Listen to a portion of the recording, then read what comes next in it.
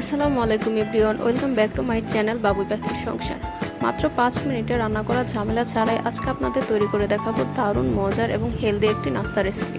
তো চলুন আর কথা না বাড়িয়ে শুরু করা যাক।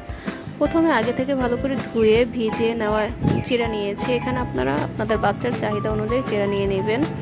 এরপরে নিয়ে নিয়েছি মাঝারি সাইজের একটি কলা ম্যাশ করে।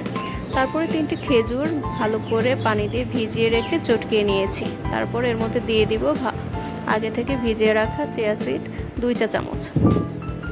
তারপর এর মধ্যে দিয়ে দিব ফর্মুলা মিল্ক। এখানে আপনাদের বাচ্চাদের বয়স অনুযায়ী ফর্মুলা মিল্ক নিয়ে নেবেন। বাচ্চার বয়স যদি 1 বছরের বেশি হয় তাহলে এখানে গরুর দুধ ব্যবহার করতে পারেন।